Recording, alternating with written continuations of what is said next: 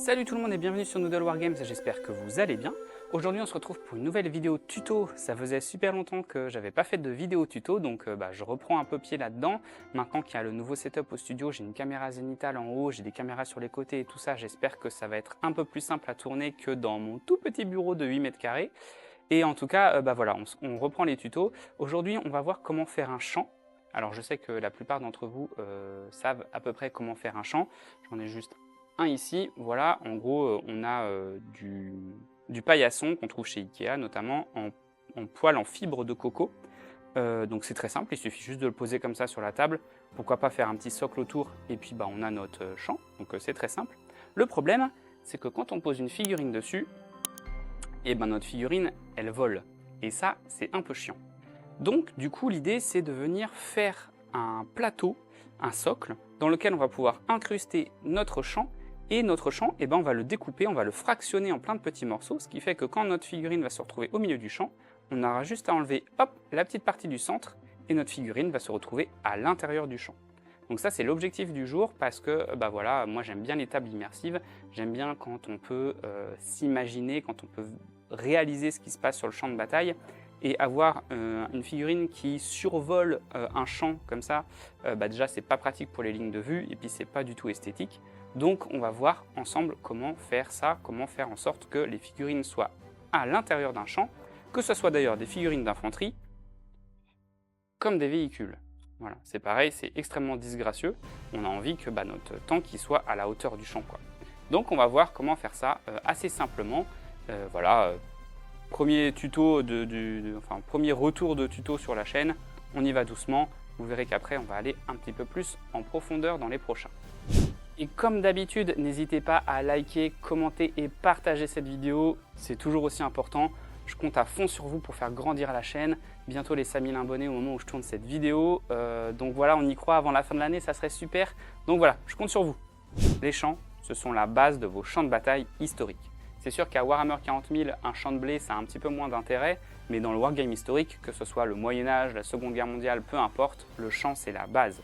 On en trouve partout, à proximité des villes, dans la campagne, on en trouve absolument partout. C'est facile à produire, ça cache les lignes de vue, à pillage on peut même y mettre le feu. Donc voilà, un champ c'est vraiment important. Donc on va regarder un petit peu comment faire ça, et puis voilà, c'est parti. Pour commencer, au niveau matériaux, vous allez avoir besoin d'un tapis, d'un paillasson de chez Ikea en fibre de coco. Alors je dis Ikea, mais évidemment il doit y en avoir dans plein d'autres endroits.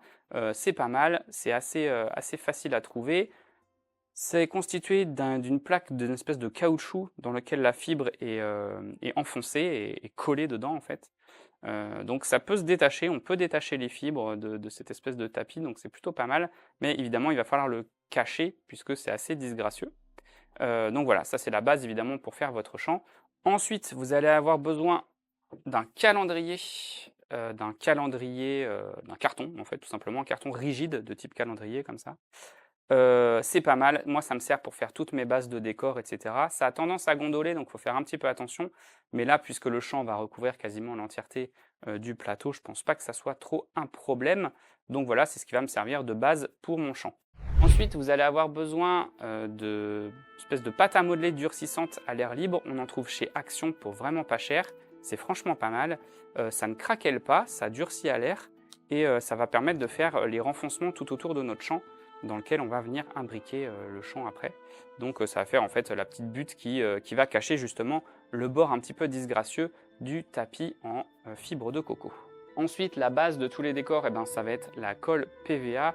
La colle PVA, on en met absolument partout. Ici, c'est ce qui va permettre de venir floquer notre décor pour y mettre le petit sable, les petits graviers, etc. On va utiliser de la colle PVA tout simplement.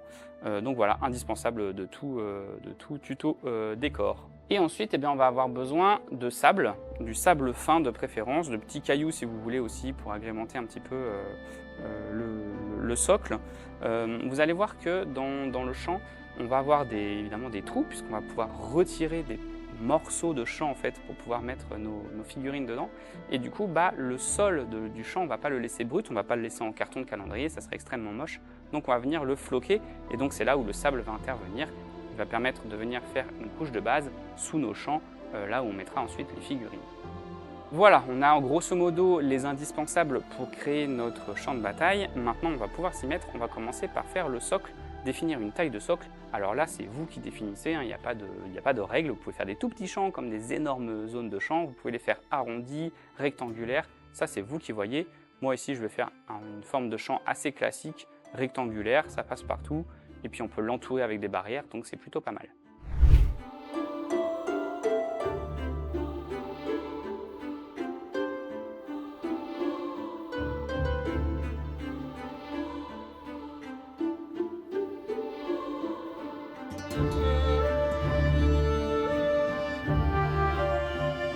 Donc voilà, on a notre petit rectangle pour faire le socle. On va le biseauter un petit peu, histoire de le rendre un peu plus joli, et puis on va former notre champ à l'intérieur de ça.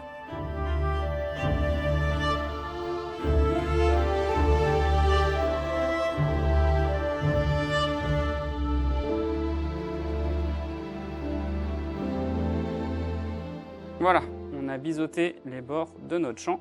Maintenant, on va voir qu'est-ce qu'on met dessus au niveau du champ en lui-même.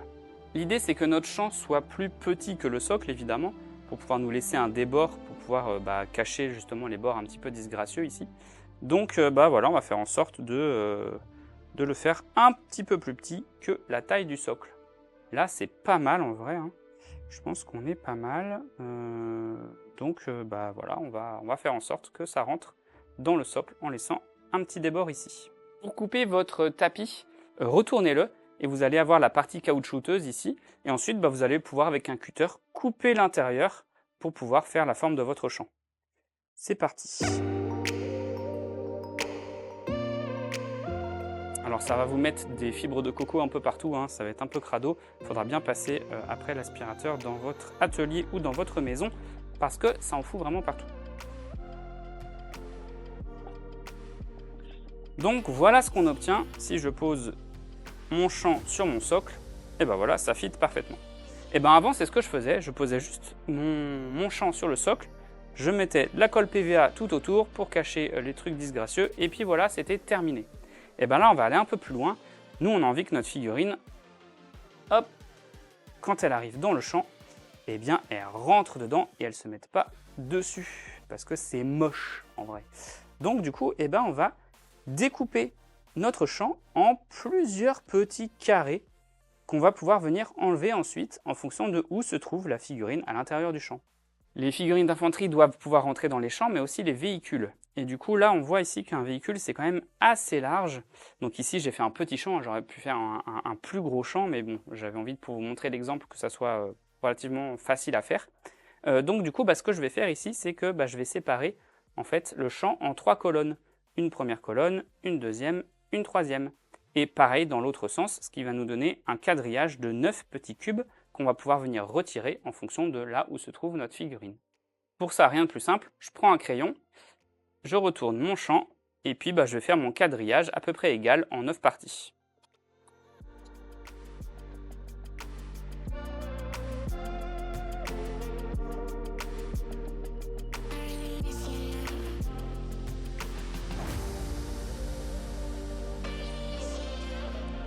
Et voilà, j'obtiens un quadrillage en 9 parties, 1, 2, 3, 4, 5, 6, 7, 8, 9.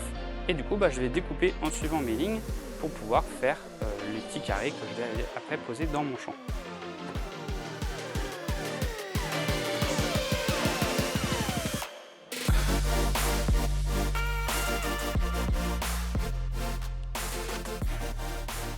Une fois que j'ai découpé tous mes petits morceaux, je vais venir les poser sur mon plateau, les disposer pour voir est-ce que ça fonctionne toujours une fois que je les ai découpés.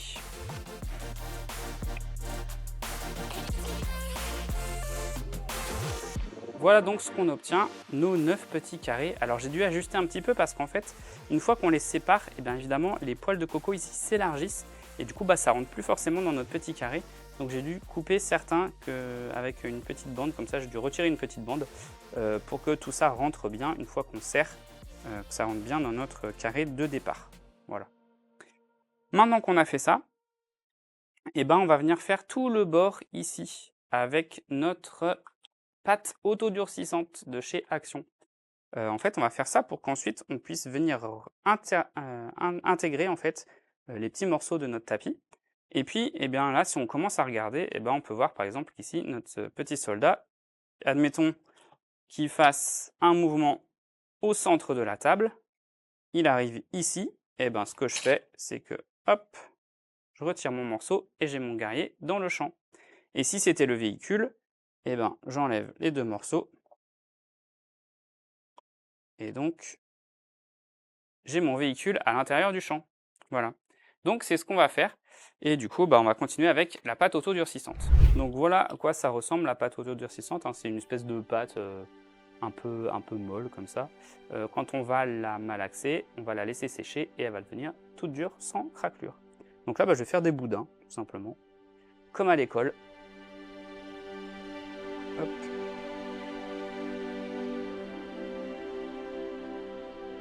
Et je vais venir entourer mon champ avec ça.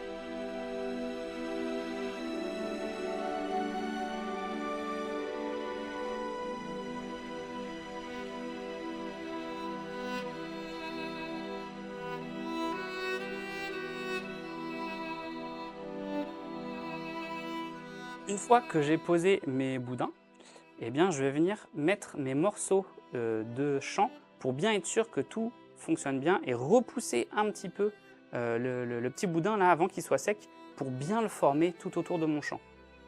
Donc du coup, on a dit que c'était comme ça le champ, je crois.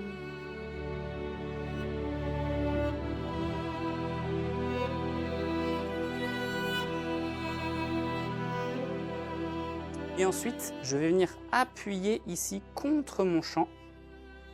Voilà, contre mon tapis. Et je vais appuyer pour faire vraiment comme une butte. Comme ça.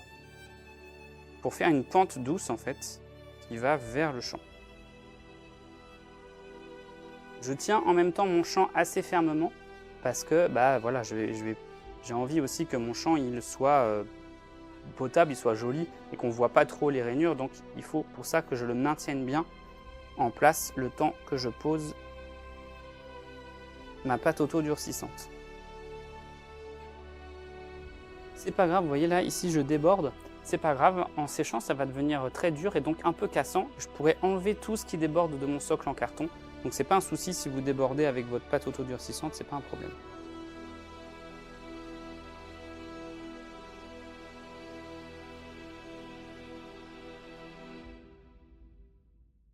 Donc voilà, j'ai posé la pâte auto-durcissante tout autour de mon champ. Donc maintenant on est pas mal, il n'y a plus qu'à attendre que ça sèche.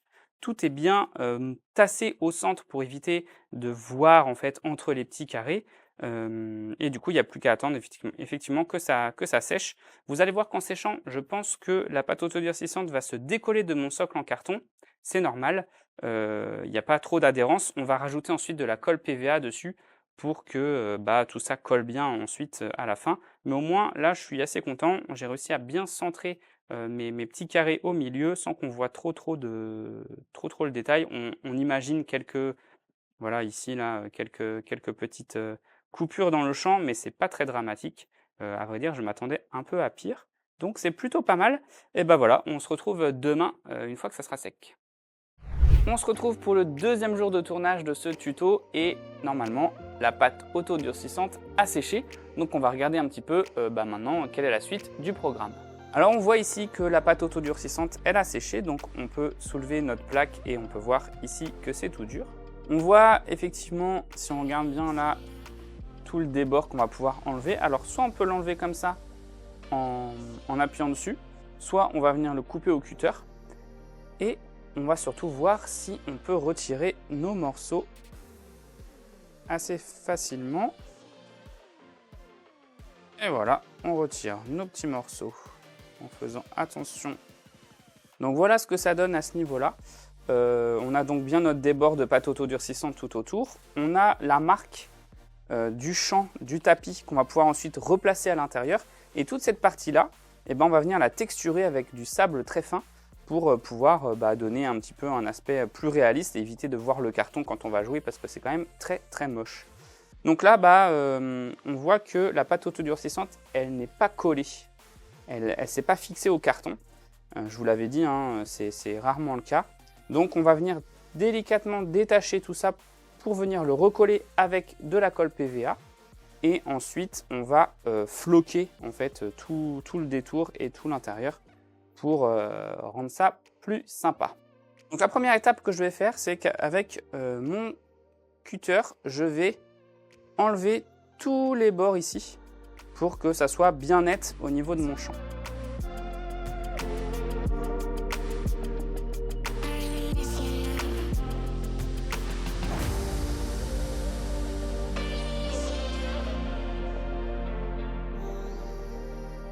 Maintenant que ça c'est fait, et ben on va venir tout coller. Donc en fait on va détacher, vous voyez ça se détache par morceaux comme ça. Et ben on va venir tout recoller tout autour. Donc simplement en mettant de la colle.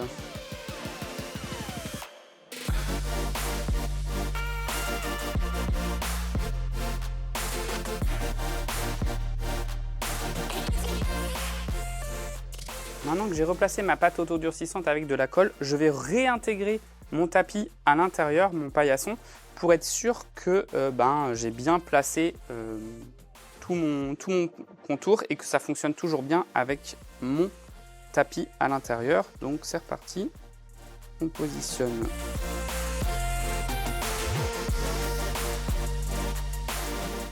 Et voilà, une fois qu'on a tout bien remis en place, eh bien on laisse sécher la colle PVA dessus. Et puis ensuite, on va pouvoir venir retirer et à nouveau floquer tout l'ensemble du socle. Donc une fois qu'on a posé la colle PVA, qu'on a bien tout remis dans l'ordre, on va pouvoir délicatement à nouveau retirer le tapis. Hop, tout doucement.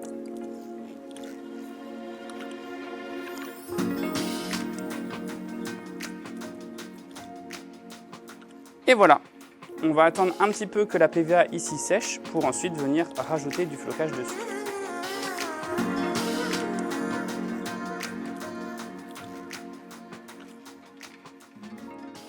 Donc à quoi vont bien pouvoir me servir ces champs? Eh bien ils vont me servir à la quasi-totalité de mes jeux historiques, que ce soit Bolt Action, que ce soit Pillage, etc.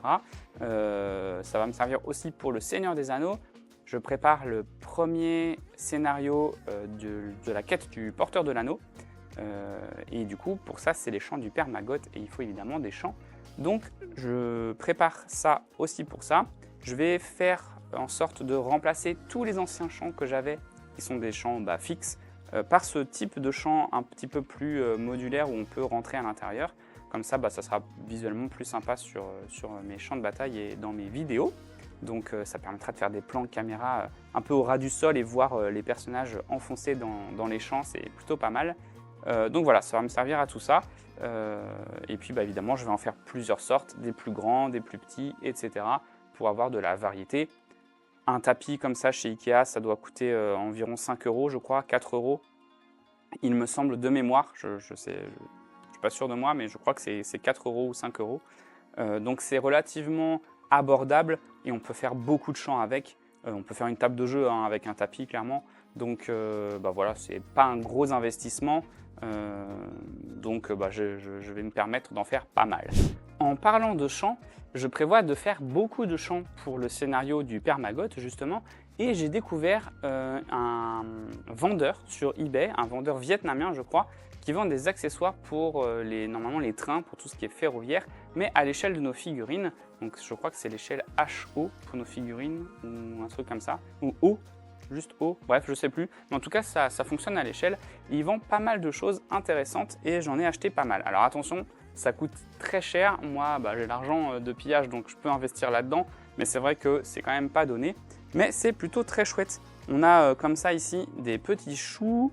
On a des citrouilles. Alors attention, les citrouilles au Haut Moyen-Âge, ça n'existe pas en Europe. Ça vient du continent américain. Donc pas de citrouilles sur vos champs de bataille, s'il vous plaît, dans vos parties de pillage. Mais pour le Seigneur des Anneaux, c'est parfait. Et surtout, du maïs, des champs de maïs. Alors ça c'est pareil, le maïs, c'est pas encore arrivé en Europe durant le Moyen-Âge. Donc pareil, on enlève de nos tables de pillage. Mais pour le Seigneur des Anneaux, encore une fois, ça marche très bien. Donc je vous ferai une petite vidéo de review de ces produits parce que c'est vraiment de très très bonne qualité. Et j'ai hâte d'en faire des champs pour le Seigneur des Anneaux. ça va rendre vraiment bien. Donc j'ai laissé sécher un petit peu ma colle PVA pour que ma pâte auto-durcissante sur les bords ne bouge pas trop. Et du coup maintenant je vais venir rajouter une couche de PVA sur l'entièreté de mon socle pour venir mettre du sable et venir floquer mon socle. C'est parti! Pour ça j'utilise un pinceau tout pourri, des trucs qu'on achète chez Action ou des choses comme ça. Et c'est parti pour la colle. Alors je ne mélange pas avec de l'eau, parce que le problème de l'eau, c'est que ça va faire gondoler mon carton. Donc en fait, je préfère mettre ma colle brute directement sur le socle. Je vais éviter de mettre trop de colle vraiment sur le bord ici, le bord intérieur de ma pâte auto-durcissante, parce que sinon, s'il y a du sable ici, ça va peut-être faire un peu de friction au moment de poser mes blocs de tapis. Donc ici j'évite de mettre du sable juste sur cette partie-là intérieure en fait. Mais j'en mets bien par contre sur toute la surface du sol, ça il n'y a pas de souci. Et je vais en mettre aussi également sur tout le dessus de ma pâte auto-durcissante.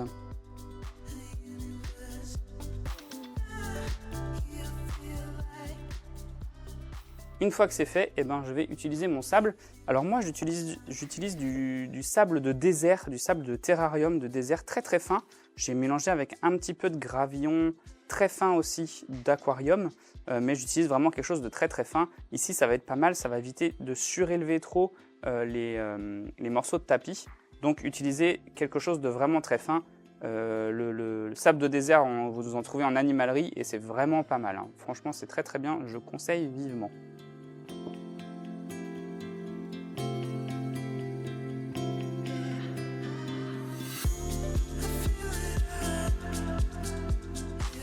Voilà, c'est floqué. On voit qu'à certains endroits, la colle PVA s'est rétractée et du coup, on aura un petit peu moins de sable. C'est pas très grave parce qu'une fois peint, ça se verra plus. Ça fera une espèce de tache de boue ou n'importe quoi. Donc, c'est pas trop un souci. On peut laisser ça comme ça. Maintenant, on va laisser ça tranquillement sécher pendant encore 24 heures, en tout cas au moins toute une nuit.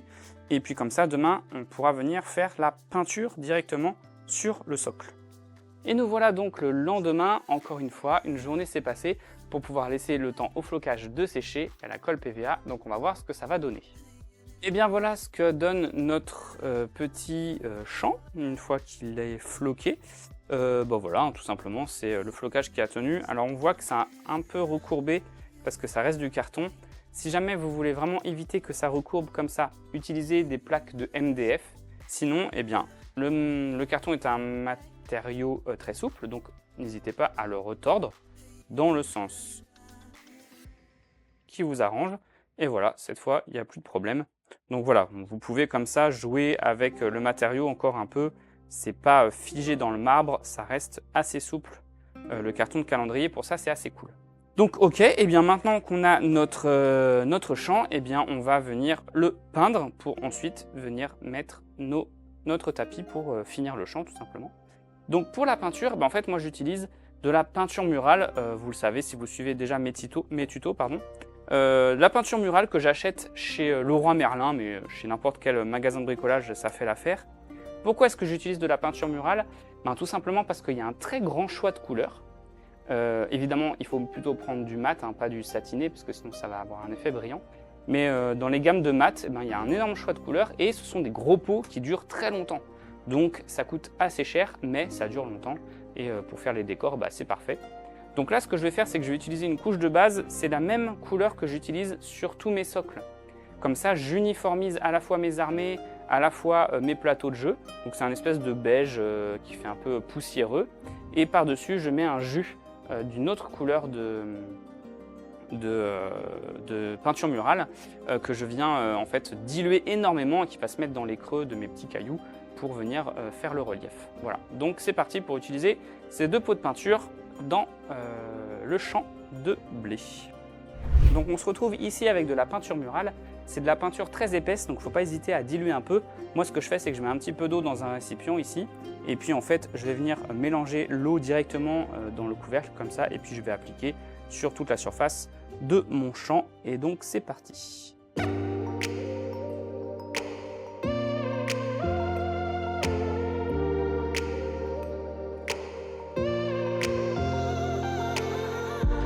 attention, hein, l'eau va réactiver la PVA, donc vaut mieux aller assez vite dans la manip pour éviter de enlever tout le sable qu'on a déjà mis. Donc là c'est un décor, hein. On ne cherche pas à être dans la précision, on va au plus vite. On bourrine.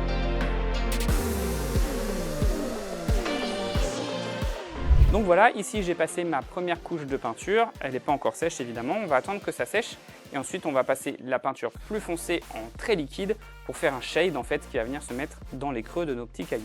Donc on a notre base de peinture qui est sèche, vous voyez j'utilise une teinte qui est assez beige, qui ressemble un peu à ce qu'on peut trouver dans les chemins un peu caillouteux, poussiéreux.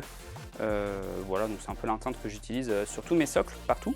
Et du coup je vais rajouter la teinte plus sombre en shade dessus, en jus en fait, très dilué, pour venir mettre du relief dans tous ces petits cailloux.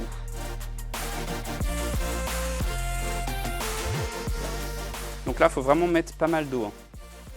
Il faut vraiment mettre pas mal d'eau parce que l'idée c'est que ça aille dans les creux et que ça couvre pas,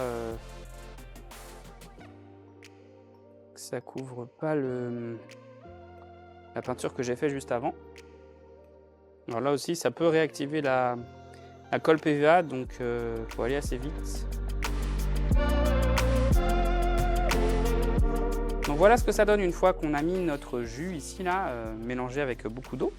Du coup, on va attendre que ça sèche, mais en attendant que ça sèche, on va s'occuper ici des petits morceaux de tapis et on va peindre la partie qu'on voit juste ici, la partie en caoutchouc là, du tapis. On va la peindre cette partie pour que quand on retire un morceau et qu'on voit les bords ici, ça soit pas trop moche. Donc on va faire la même chose, on va peindre de la couleur de base de mon beige et puis on va venir mettre un petit peu de jus par-dessus, de jus marron comme ça pour terminer. Donc c'est parti.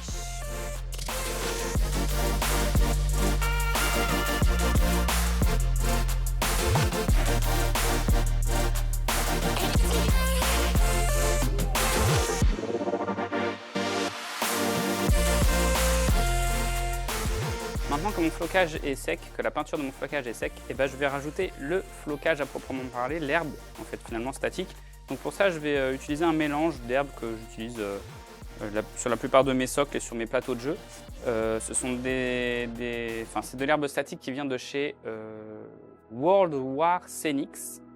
N'hésitez pas à regarder mes autres vidéos tuto, normalement j'en parle un petit peu plus en détail.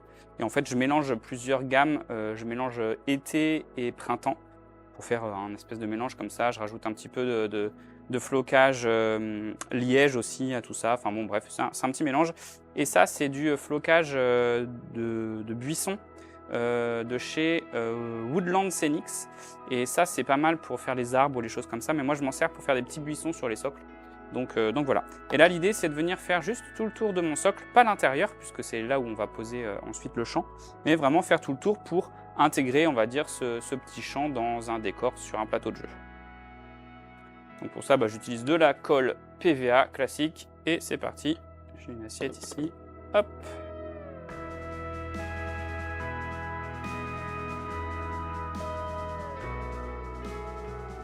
J'en mets pas partout hein, parce que c'est le tour d'un champ, donc c'est censé être un peu labouré, un peu voilà. On marche dessus, etc. On y va. Donc je mets pas trop d'herbe. Ça permet aussi de l'intégrer à différents types de décors, que ce soit des décors où il n'y a pas d'herbe justement, ou des décors où c'est complètement herbeux. Et du coup voilà, ça intègre mon plateau un peu partout.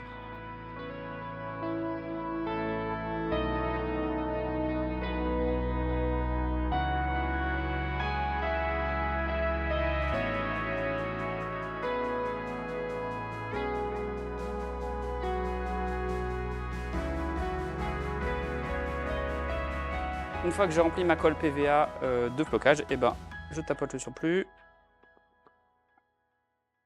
Voilà. Donc voilà ce qu'on obtient. Alors s'il y a un peu d'herbe qui est sur le plateau, c'est pas très grave, hein, ça sera recouvert de toute façon. Et du coup je vais venir mettre ma petite mousse là pour faire des petits buissons tout autour aussi. Donc ce que je fais en général, c'est que je trempe un petit buisson directement dans la PVA.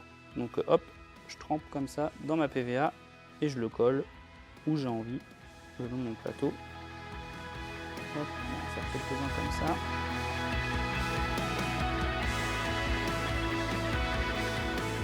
Voilà le petit champ terminé. Donc vous voyez que c'est plutôt chouette, on ne voit pas trop les délimitations entre les différents carrés. Et quand notre petit soldat, eh bien, il va arriver au niveau du champ, eh bien tout simplement, hop, on va retirer le morceau et notre soldat va se retrouver à l'intérieur du champ. Et il va pouvoir progresser comme ça. Peut-être mieux si on le voit comme ça, ici, tac. Et une fois qu'il progresse, eh bien, on peut le faire aller plus loin. Et on referme le champ. Et il se retrouve à l'intérieur.